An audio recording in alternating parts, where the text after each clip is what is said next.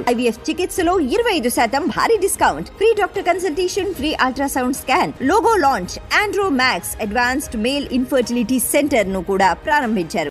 కాళేశ్వరం ప్రాజెక్టులోకి భారీగా వరద నీరు చేరుతోంది. ఎగువ ప్రాంతాల్లో కురుస్తున్న భారీ వర్షాలతో ప్రాణహిత గోదావరి నదికి వరద పెరిగింది. మేడిగడ్డ లక్ష్మీ బ్యారేజ్లోకి భారీగా వరద నీరు చేరుతోంది. మేడిగడ్డ బ్యారేజ్ ఇన్ఫ్లో అవుట్ఫ్లో 3,84,400 క్యూసెక్లుగా ఉంది. మొత్తం 85 గేట్లు ఓపెన్ చేసి పూర్తి స్థాయిలో నీరు దిగువకు వదులుతున్నారు అధికారులు. గత ఏడాది కుంగిన 21వ పియర్స్ వద్ద కూడా సాఫీగా అవుట్ఫ్లో సాగుతోందని అధికారులు చెప్పారు.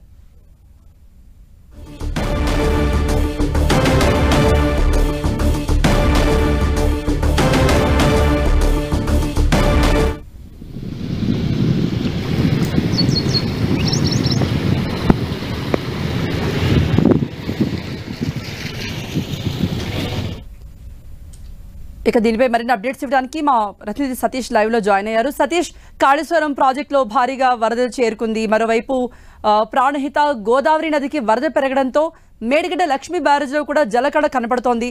So overall updates.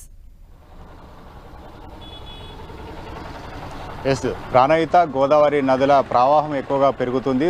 ఇటు పైన కురుస్తున్నటువంటి వర్షాల కారణంగా క్యాచ్మెంట్ ఏరియా నుంచి కావచ్చు, ఇటు ప్రాణహిత గోదావరి వరద ప్రవాహం అంతా కూడా మేడిగడ్డ బ్యారేజ్ వద్దకు చేరుకోవడంతో దాదాపు 3,80,000 క్యూసెక్ల వరద ప్రవాహం కొనసాగుతుంది. అదే స్థాయిలో ఇన్ఫ్లో, అదే స్థాయిలో అవుట్ఫ్లో కూడా కొనసాగుతుంది. బ్యారేజ్ సంబంధించినటువంటి 85 గేట్లను ఓపెన్ చేయడంతో ఇటు మేడిగడ్డ బ్యారేజ్ ప్రస్తుతం అయితే జలకళ సంతరించుకుందని చెప్పుకోవచ్చు. గత సీజన్లో ఇక్కడ నుంచి వాటర్ లిఫ్ట్ చేయడం జరిగింది. ప్రస్తుతం అయితే బ్యారేజీలో తలెత్తినటువంటి లోపాల కారణంగా గేట్లన్నీ ఓపెన్ చేసి నీటినంతా కూడా దిగువకు విడుదల చేస్తున్నటువంటి పరిస్థితి. ప్రస్తుతం అయితే ప్రాణహిత ప్రవాహం ఎక్కువ కొనసాగుతున్న నేపథ్యంలో మరింత వరద ప్రవాహం పెరిగే అవకాశం కనిపిస్తుంది. ఈరోజు 4 లక్షల క్యూసెక్ల వరద ప్రవాహం దాటే అవకాశం ఉన్నట్లు అధికారులు అంచనా వేస్తున్నారు. వాటర్ అంతా కూడా వచ్చిన నీరంతా కూడా సాఫీగా వెళ్ళిపోతున్నట్లుగా ఇంజనీరింగ్ అధికారులు చెప్తున్నారు.